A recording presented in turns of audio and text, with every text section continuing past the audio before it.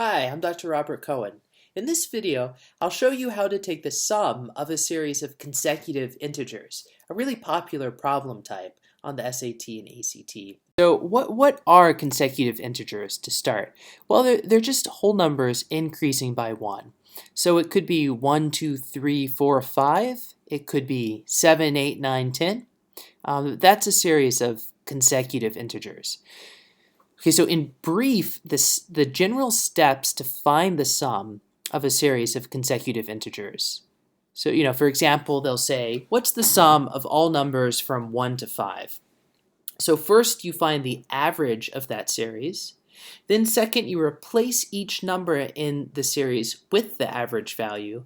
And then lastly, you add all the terms. So I'm going to show you how we do that with two examples. So first, let's take an easy problem. Find the sum of all the integers from 1 to 3. Well, we could just add this up. We could say 1 plus 2 plus 3 equals 6. But we need to know this method because the test is going to give us much more difficult problems with, not more difficult, but with a much larger group of numbers where manually doing this would be too time consuming, impossible actually. Okay, so the first step, we find the average of the sequence. Normally to find an average, you add all the numbers up and you divide by the amount of numbers. Okay, but you won't be able to do that in these problems because you're going to have so many numbers. So a trick you can use is you average the first and final term. So 1 plus 3 divided by 2. My average is 2. So the average of this series is 2.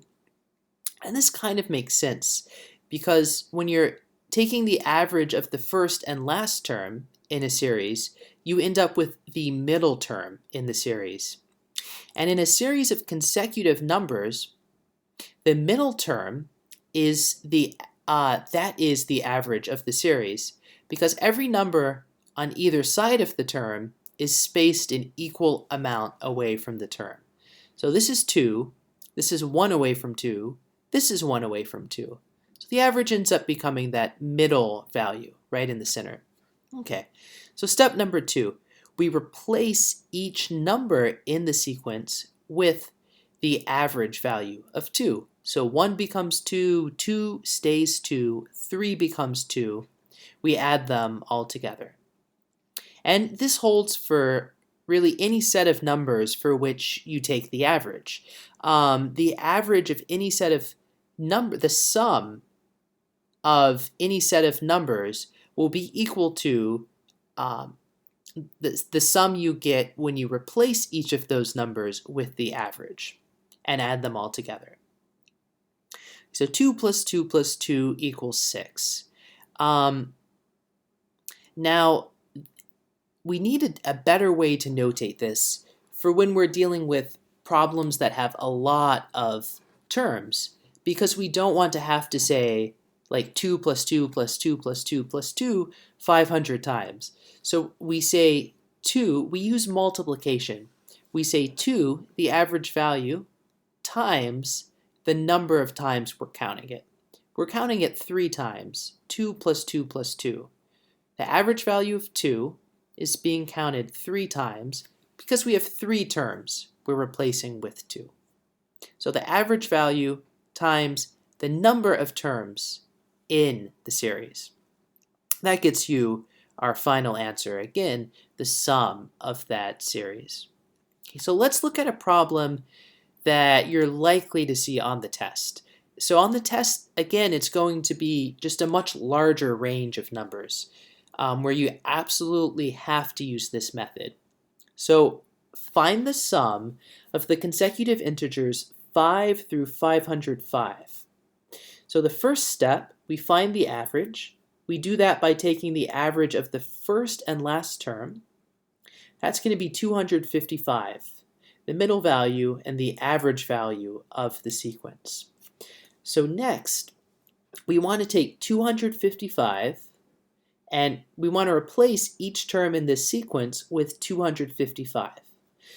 So we have to ask ourselves how many terms are in the sequence. How many terms do we replace with 255? So to find out how many terms are in the sequence, you just subtract, you find the difference of the sequence, subtract the smaller number from the bigger number, and add 1. This you want to know in general. This will come up on many problems on the test, all different types of problems. To find the difference of a series of numbers, consecutive numbers, you subtract the smaller term from the larger term. But to count how many numbers there are, you have to do this additional step of adding 1. Okay, so now we know there's 501 terms that we're going to replace with 255. So we say we're taking 255 501 times. 255 times 501. The average value of the series times the number of terms in the series. And that gets us our answer. The sum of consecutive integers 5 through 505 is 127,755. So you see how we absolutely have to use this method when we're dealing with these problems on the test. If you liked this video, you can subscribe to our channel for more videos like it.